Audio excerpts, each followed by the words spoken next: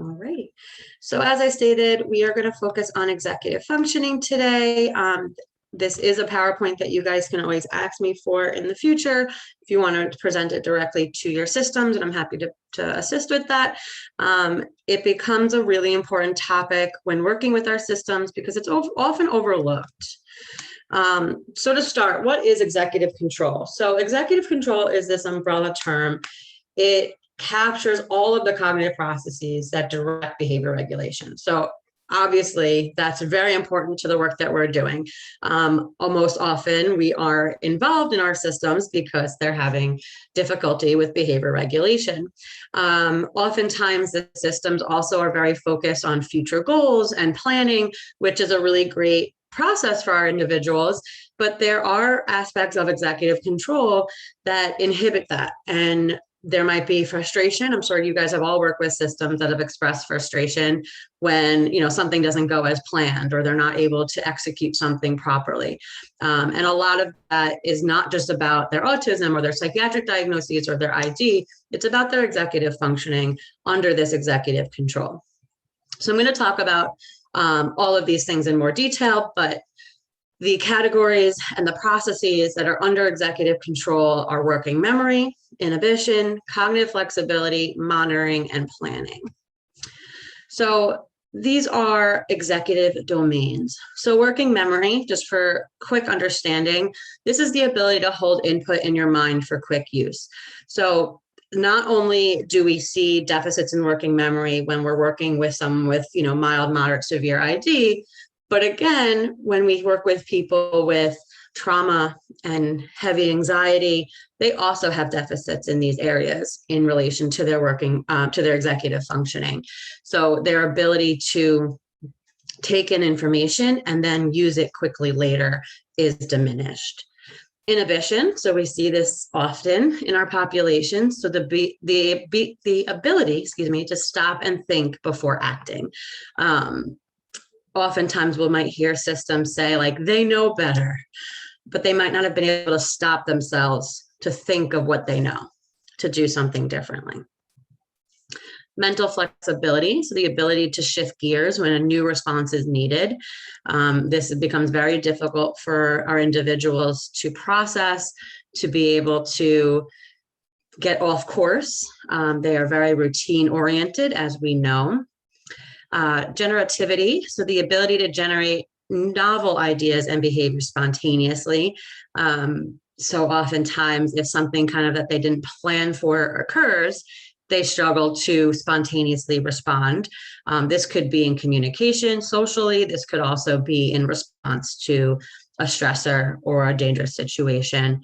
And we're actually going to do an activity in regards to generativity during the presentation.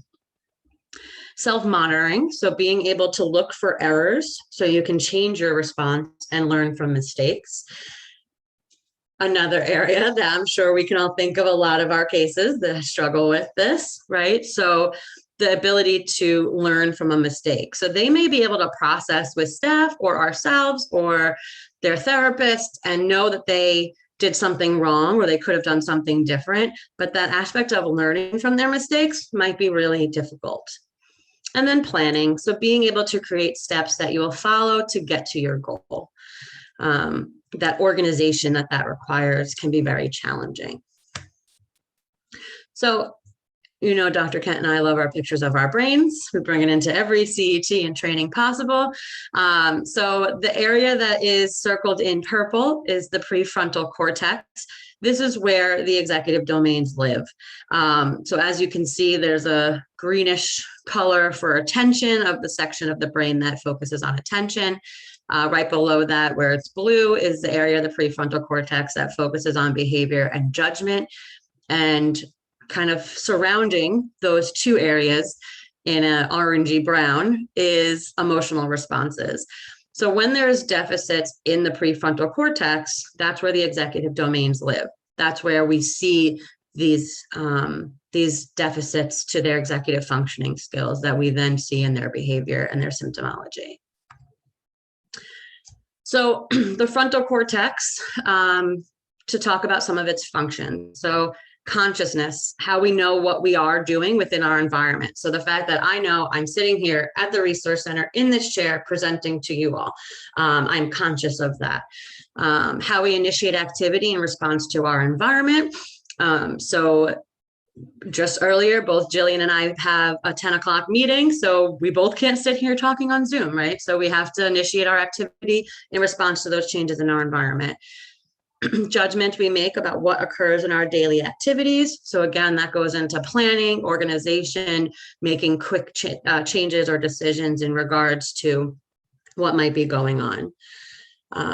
Controlling our emotional response, so our inhibition, controlling our expressive language, and assigns meaning to the word we choose. There are a lot of concerns that occur in the frontal lobe. It's not just executive functioning. So just to give some background, sequencing also belongs in the frontal lobes. So this is the inability to plan or sequence of complex movements needed to complete multi-step tasks, such as making coffee. We'll hear a lot of times some complaints from parents saying like, well, they just cleaned their room, but that could be a really loaded task. There's a lot of steps involved. So they may need that assistance in really planning out those steps and being very organized in it. There can be a loss of spontaneity in interaction with others, the loss of flexibility in thinking. A lot of this is what we see in some of the social deficits in regards to the people we work with. Perseveration also lives in the frontal lobe. We see that quite a bit with our individuals with autism, that persistence of a single thought, kind of everything surrounds that one topic. There are definitely ways that you can work through perseveration. Obviously, we all know that, but it does live in the frontal lobe. Attention, so the inability to focus on tasks. So those ADHD symptoms that we see in our cases at times also is a brain condition of the frontal lobe. Emotionally labile, so there are mood changes in social behavior or personality, difficulty with problem solving, so that is related to executive functioning, and inability to express language, so there's Broca's aphasia. So the frontal lobe is really kind of the house of everything that we tend to work with this population, right? Everything really kind of lives in that frontal lobe. And then again, the executive functionings that we're talking about kind of live right here in the prefrontal cortex of the frontal lobe. Okay, so to get back to our executive domain. So working memory, as I stated before, it's the capacity to hold material in your mind and manipulate as necessary for brief periods. So it's not long-term memory in the regard of, remembering things that happened when you were a child.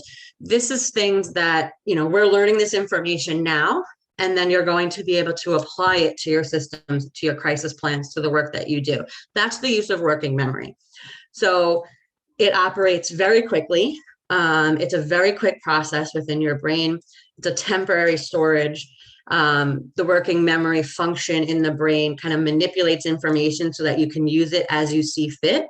And it takes attention to be able to concentrate.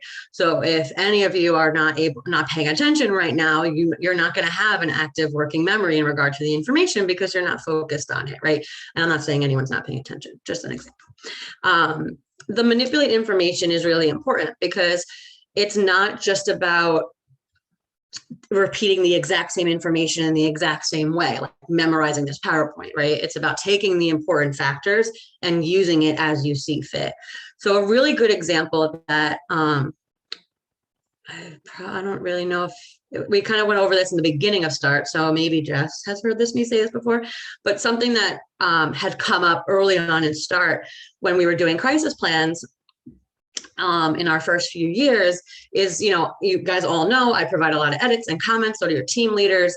And our goal is that you're taking those edits and comments, understanding them, manipulating them in your head, and then applying them to future plans, right? So we had a situation where they, our early coordinators would make the edits in that plan, but then it was like Groundhog's Day a little bit where we just kept having to give the same edits because they weren't manipulating it, holding on to it, and moving it forward.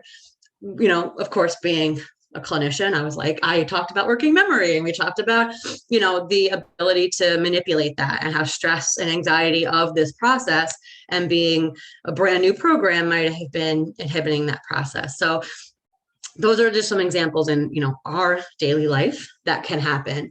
If you think about our individuals, this is a very complicated process. The majority of our individuals don't have focused attention. So that right off the bat is going to impact their working memory, right?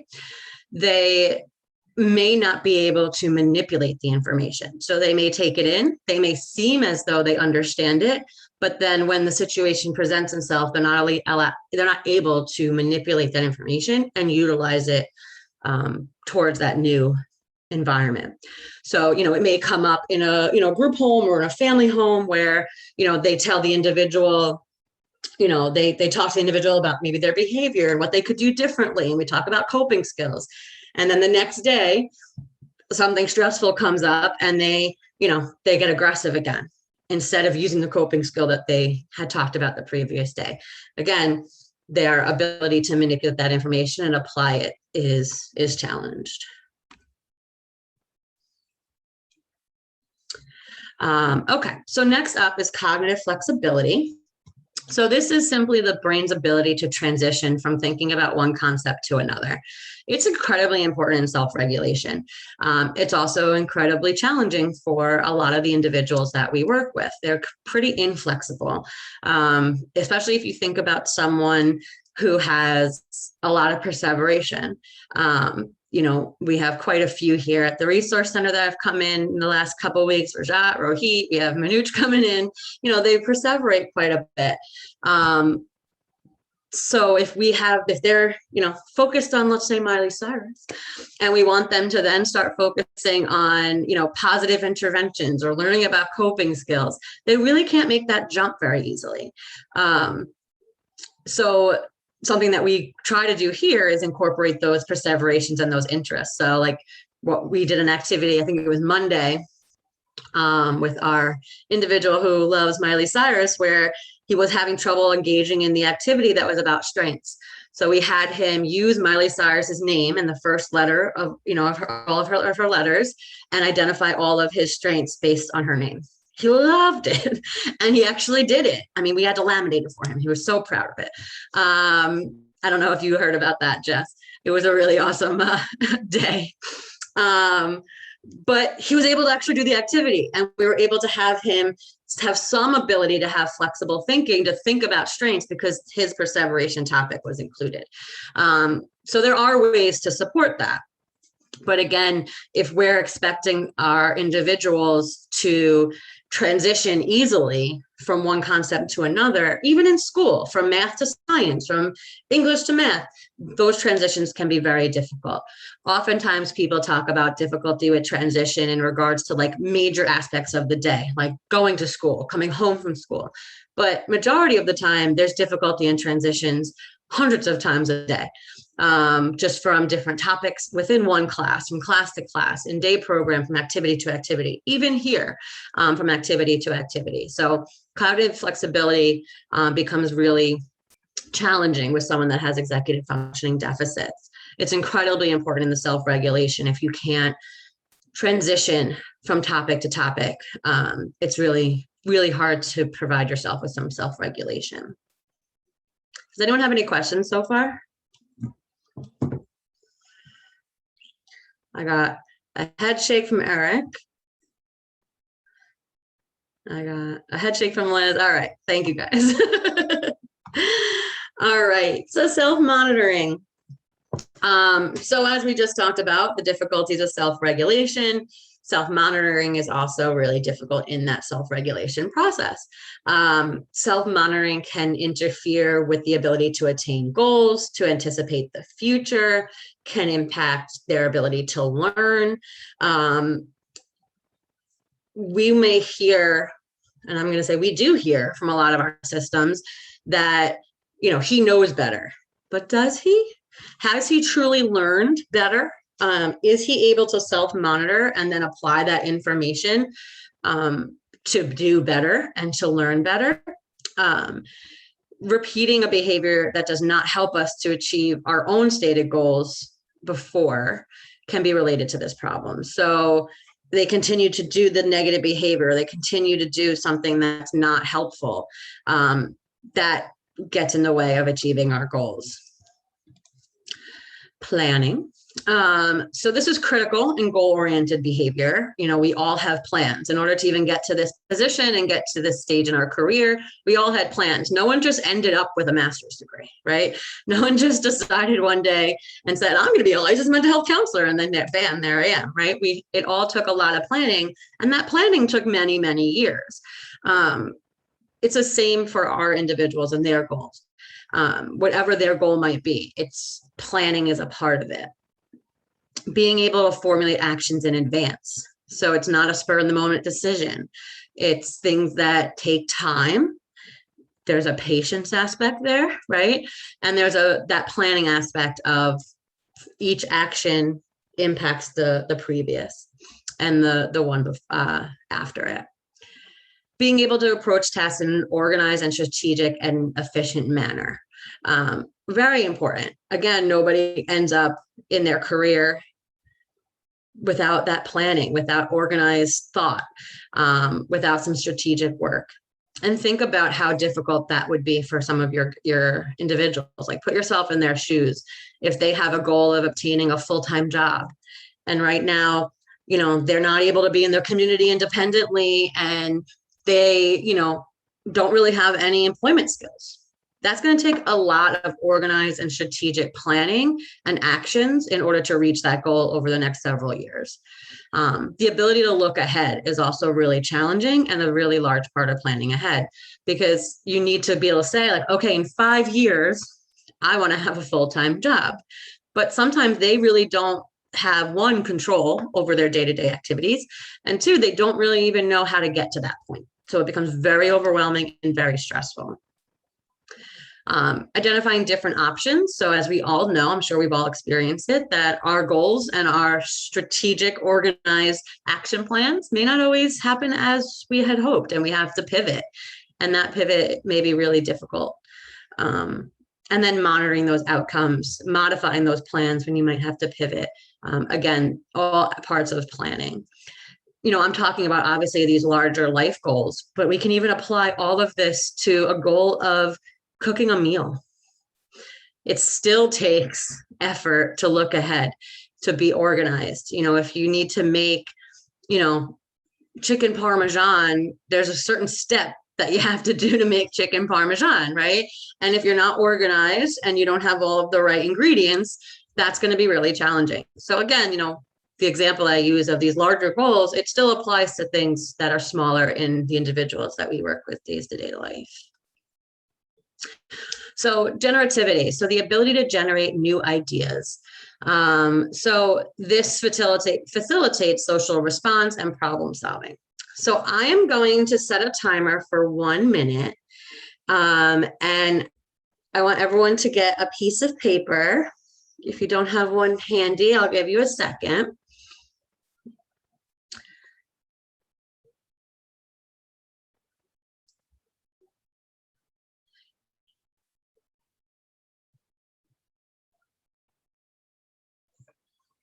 Okay, does everyone in Oakdale have one? Just give me a thumbs up. Okay, Sarah, you're good? Okay, Eric, you're good? Liz? Jess, maybe? Okay, so I'm going to set a timer for 1 minute. Oh, that was 1 hour. And during this 1 minute, you are going to write down as many animals as you can think of. Oakdale, I know you're in the same room. I don't want you to share. I want you to do this on your own, okay? So I'm going to start the timer now. It's backwards. It doesn't help you.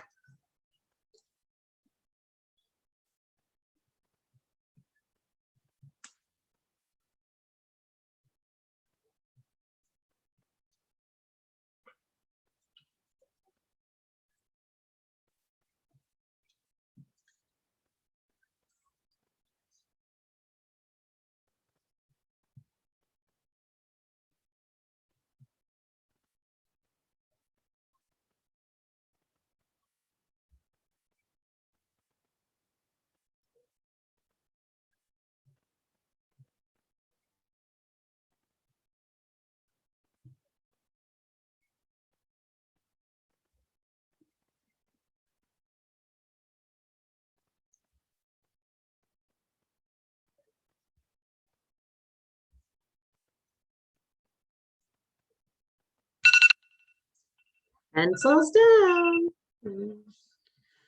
All right, so I'd love for all of you to, I'm going to kind of call on you one at a time to unmute and tell me how many you came up with.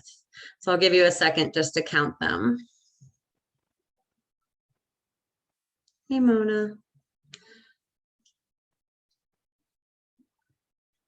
Didn't see you joined us, so I'm glad you're here. All right, so I'm going to start with our group in Oakdale. So Brittany O, how many did you have? I only got 18. 18. Brittany M. I got 26, but I didn't know when you started the timer. Show off. Jess. I got 21. Okay. I'm going to move to Sarah. 20. Okay. Eric. I got 11. Okay. Jessica Levy. 16. Okay. Mona, did you join us in time to do the activity? I think I missed a few seconds, so give me that. I got 13. Okay. And then Liz. You're muted. There, I got 25. Okay. So Brittany M and Liz are at our top with 25 and 26. So the average adult is about 20 in 1 minute. So you guys weren't too far off. I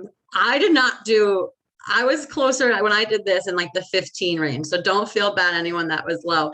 I like panicked. I was like, I can't think of anything. So what were did anyone have a strategy? You know, I got young kids, so I just thought about like nursery rhymes. That's a good Lions, strategy. Bears, you know, like I thought about the Lion King, the different movies that I forced to watch with the kids. Yeah, that's a great strategy. A lot of animals, yeah. Yeah, absolutely. Great strategy. Yeah. Did anyone else have a strategy that they tried? I did like ocean. Go, Jess. Animals or like farm animals. Like Okay. Really So you did like categories? Yeah. Okay. Yeah, Sarah? I kind of did the same thing. I did kind of where when you're thinking of a certain sort of like maybe like house animal, and then like when I thought of cat, I thought of mouse because, you know, cats chasing mice. And then I thought of the zoo and what animals you would see there, or like a petting zoo or something like that. Then I thought of like if I went to like Bali and what I would see there. Yep. Categories definitely seem to help, whether it be like how Liz used categories with like nursery rhymes and movies and things like that, or how Jess and Sarah described it as like categories of the type of animals. Again, the average adult is about 20 in 1 minute, so it's not as many as you probably would have assumed. It is a verbal fluency test. So this is actually something that is part of psychologicals. So literally naming, something of a category, animals, whatever it might be. But imagine how difficult that could be kind of under pressure when you're getting an evaluation, right? And even for our guys have very limited interest. So if you ever see any verbal fluency tests in when you review a psychological or a neuropsych, this is probably something that they did. And it just gives you an idea of how our brains work. If you were lower, it doesn't mean that anything's wrong. It's just an activity. Okay.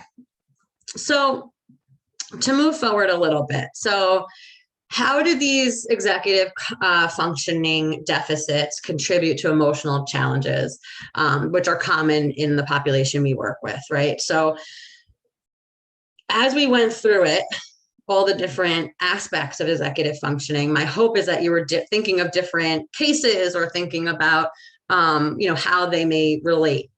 So all of them can relate to someone with autism or ID or both. The inflexibility that we've talked about today is key in developing anxiety.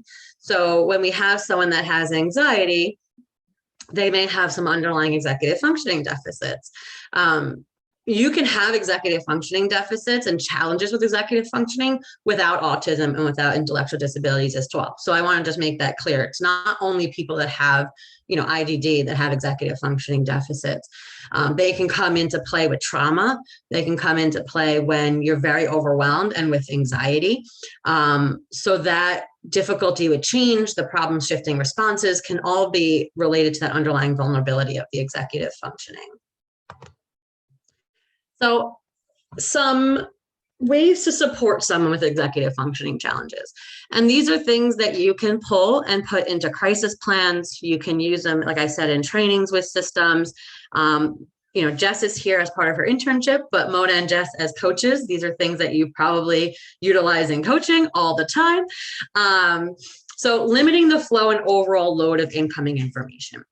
This should make sense given what we talked about today, right? So we want to make sure that things are communicated slowly, that we're not overwhelming their senses in trying to give too much information.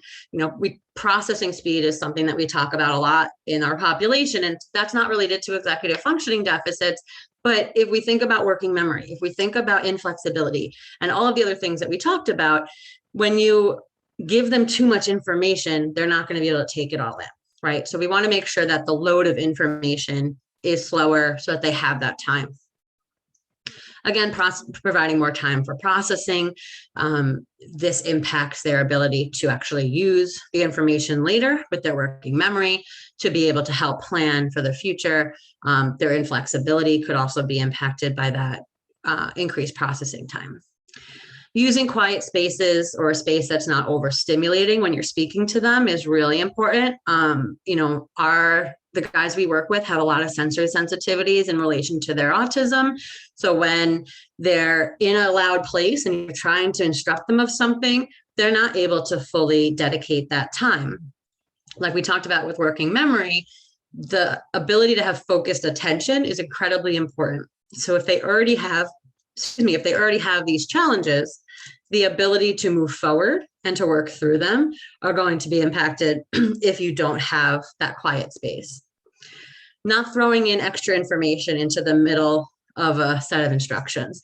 So this is sometimes really hard to do. So if you're kind of telling them how to do something or you're working with them and then you're like, oh, wait, I just thought something else. And you go on these tangents, and I guarantee that a lot of us are guilty of it in our day-to-day life, right? But with our individuals, we want to make sure that we're not throwing in that extra information, that we're talking to our systems about being very structured, only having one person talk to them at a time. Making sure that it's, step 1 through 5, and you're not throwing in different things or different expectations. Using multiple modalities, something that we talk up to our systems about a lot. And it's very impactful with someone executive functioning, having a visual schedule, having visual prompts. So even individuals who are fully verbal can benefit from these visual prompts and these visual schedules. So that's why everything at the Resource Center has both. We verbally talk through our schedule and we use the visual representation. It's really important to strengthen that information for the individual. Repetition. I think repetition is something that the systems get the most frustrated with. Well, they know this, they should know this. We tell them all the time. So, I'm done telling them. I've heard it in the systems I work with. And I'm like, well, you can't be done telling them because they need that repetition. So making sure that they're reflecting back, even with our receptive and expressive communication. I just talked to this with Eric, David, and Lori just yesterday when we were talking about crisis plans, with the need to be concrete, to have repetition, to reflect things back. With receptive communication, oftentimes the systems overestimate their receptive communication, right? So that has the ability to have them not learn and we don't really know that they actually don't know what they might need to know in order to plan or to move things forward or use a coping skill. So making sure that not only are you reflecting things back to them, but you're having them reflect things back to us.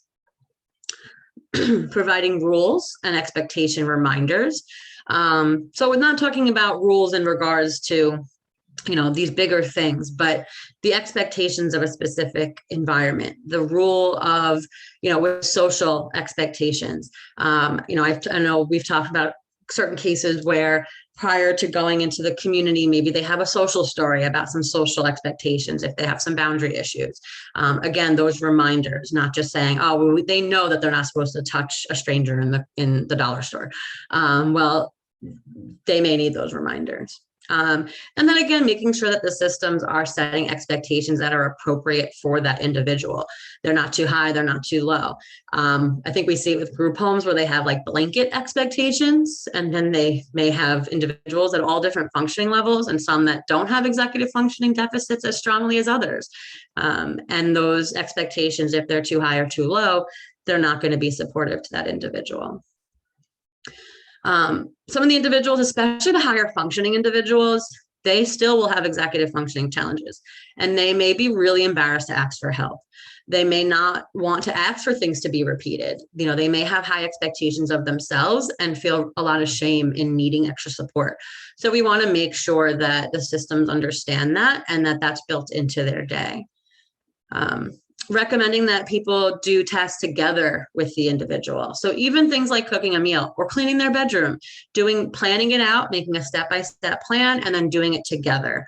Have them feel that support. Okay, we're going to break this down. First, we're going to make the bed. How do we make the bed, right? Even the bed making needs to be broken down into smaller tasks. Encouragement and support. A big part of obviously the START model in general with positivity and strength spotting, but we want to do that throughout. We want to make sure that they feel as though they are doing well, that even if they need help, it's okay, that's what we're here for.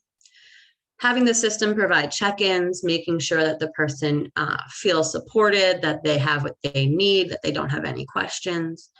And recognizing that it's not just about when someone is escalated or showing signs of crisis, that their working memory is overwhelmed. Their working memory can be overwhelmed at baseline. They can just have a deficit in working memory, and that can just be a difficulty. They don't have to be anxious or upset or agitated for these factors to be overwhelmed. And then just a couple reminders. So speaking does not equal thinking and understanding. So that goes again to what I said about expressive and receptive language. So they may be able to talk the talk, and their expressive language might be really strong, but that doesn't mean that they understand everything.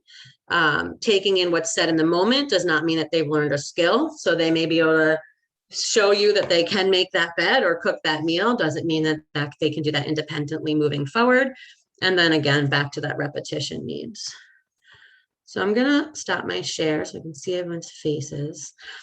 So thoughts, questions, any cases that people are thinking about that they want to bring up? Mm-hmm. Mona, yeah, go ahead. Hi, always. No, I was just thinking, not that I really want to bring it up, but I just finished having a early morning session with Victoria Marson. We all know that she was at the Resource Center with Rohit. So it was funny that she asked me with her deficits, she said, is he okay? I said, was he friendly? Yeah, he's a pretty nice fellow, but it seems a little odd. And it was just funny that she was analyzing him. She said, I had my hearing aids in, but he was speaking like really fast and it was kind of hard to keep up. And he just kept repeating himself over and over again. So, it's a little odd. Is he okay? I said, well, he tends to repeat, but he's pretty okay. So that was just funny that even with her deficits, she clearly recognized what Rohit's were. I was curious. Yeah.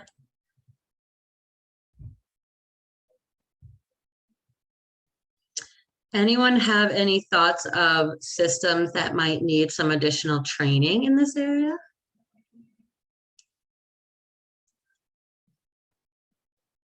How you might go about that?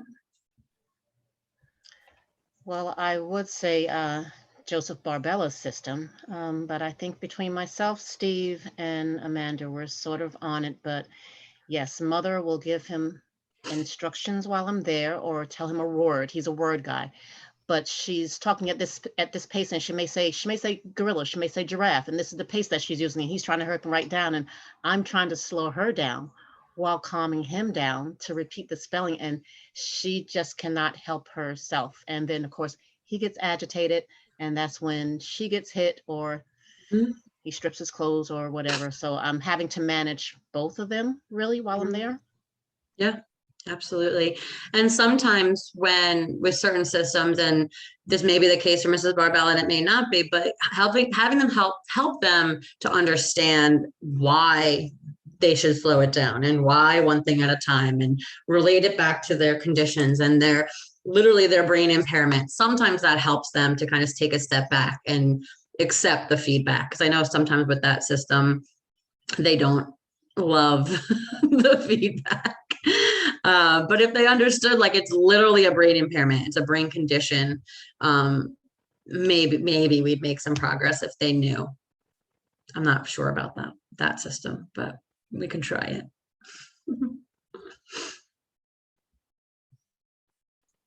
One of the systems I'm thinking of is JJ Lambert system. Mm-hmm. How the mom has her own executive functioning deficits and just trying, I guess, to, kind of develop this presentation into something that like she could understand more and how it affects both of them. Yeah. So that's just something that's kind of like I'm thinking about right now. Yeah. And we can definitely talk about that further, because this is definitely good for, clinical staff, even direct support staff. I've done it with direct support staff, but if you have a parent who also has her own executive functioning deficits, we would definitely need to kind of just be very, very much more basic and one thing at a time, and maybe even one, domain at a time, rather than coming in with all of the executive domains. Maybe even, every time you meet with her, you kind of review one of the domains. It might even need to be that, step by step.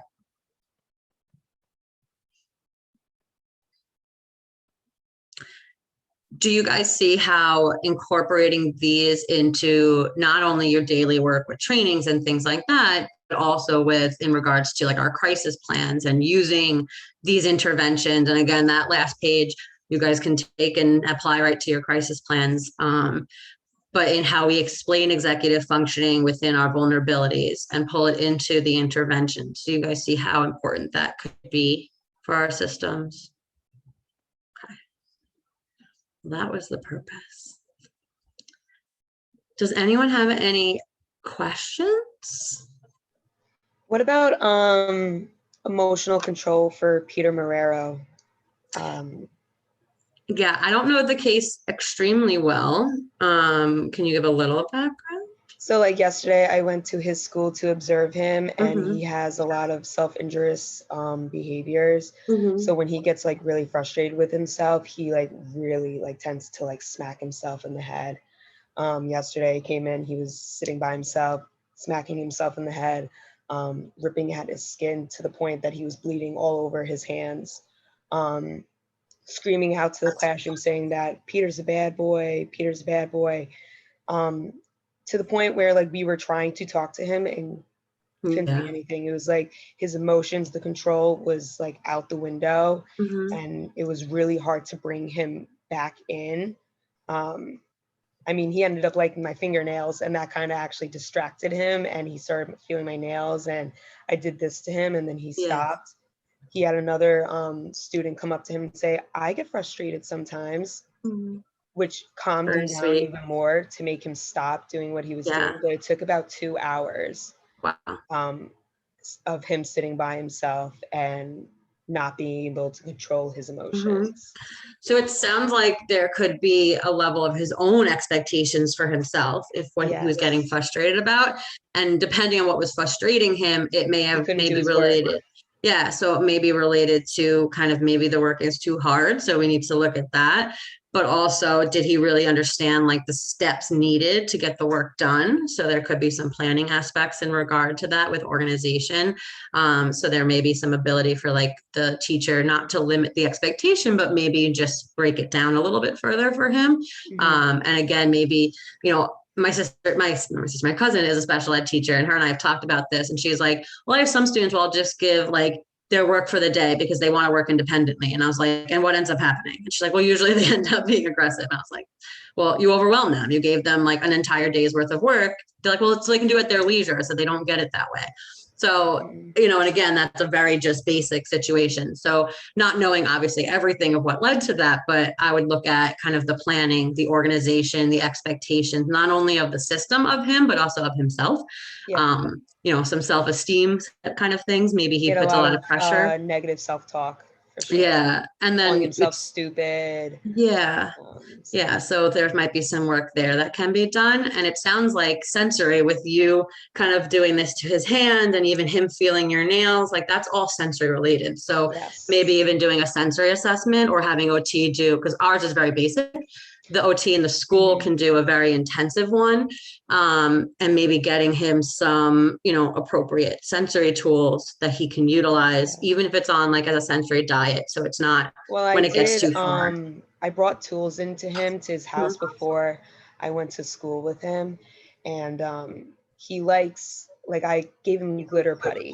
Yeah. Putty that's like wet but not wet, and or like a stress ball that was like wet but not wet. It's just stuff you can get at the Dollar Tree. Absolutely loved it. Any frustration that he had in that moment, and I gave him the glitter putty, done. Distracted completely. So does he have those tools at school? I'm actually going to bring them next week when I go back again, because I did give it to him and his mom, but they didn't bring it into school. So I'm just going to do it myself, and I'm going to try it out with him in school now. So we'll see what happens. Yeah. So there's a combination of, I have this if you want it, Jess. Yes, he was playing with a feather yesterday at his desk. So that would probably be something very good. I also even like thought of like a weighted blanket that had fur on it to like put on his he lap sounds or very on his tactile. shoulders. Yeah. So I think there's two ways of kind of the reactive response with sensory tools and things like that to help calm down the nervous system. But then there's also looking at the executive functioning domains and what might be leading to that frustration and that outburst with planning and working memory and those expectations. Absolutely. That's a great case to talk about. Sounds like you're doing great work. And I never thought of like a duster as a sensory tool. So that's awesome, Mona. I think I'm going to have Jillian get them for the house because it's so true, because they're so light and like the feel of them. But I never thought of a duster. So awesome. When you're a coach, you think of any and every I little appreciate thing that it. people wouldn't expect. Yeah. Well, Jillian and I purchased like hundreds and hundreds of dollars of sensory stuff for the house yesterday. So the sensory room will actually be a sensory room one day soon. Right now it's just a chill space. But it will actually be a sensory room soon. So I incorporate some dusters. But yes, I appreciate the creativity. Does anyone else have any cases to bring up or any thoughts in regards to the topic? Okay. Does anyone have any educational topic for this meeting? Actually, no, next month is set. So next month I sent you guys an email. We're going to do it in person as long as we're still permitted to based on COVID protocols. Shirley just got back today. So hopefully by the end of this week, early next week, I'll find out the location. But we're going to focus on systems work next month. So our newer coordinators, so Eric, David, Lori, and Amani, who started this week in orientation, you guys will meet her next week. She'll be in the office in Suffolk as of Friday. But all of you guys will have kind of my PowerPoint training by the next clinical supervision that's all together. But anyone that's been with us for a bit, so Jess would know of this, and Sarah, and maybe Liz actually too. But we used to do a bit of role play with the systems training. And it's not something we really could figure out how to do, or I could figure out how to do over Zoom effectively. So we're going to be doing this role play activity in person, again, COVID permitting, during our next all coordinator clinical supervision. So the goal will be, we'll have some admin participating. They will have roles of their role within the systems meeting, and then the coordinators will all cycle in to run the systems meeting from start to finish. So we'll be doing that in person. I'm going to bring in some snacks and some goodies for us. So it'll be our first clinical supervision back in person, which is exciting. But so hopefully nothing changes in the next month and we can all be together in person for that. But after November, if anyone has any topics or clinical topics that you think would benefit us in doing trainings on, I've kind of run through our mental health grouping. I want to do executive functioning. It's come up quite a bit in some of the consults I've done. But so if anyone has any topics that they would like to see, feel free to send me an email. I'll be starting to plan for December shortly. So reach out to me if you have anything you would like to see in these meetings. Otherwise, we are able to end early and you guys can get some work done. I'm sure you all have things to catch up on. So I will give you your time back. But thank you all for joining and I'll see you all soon.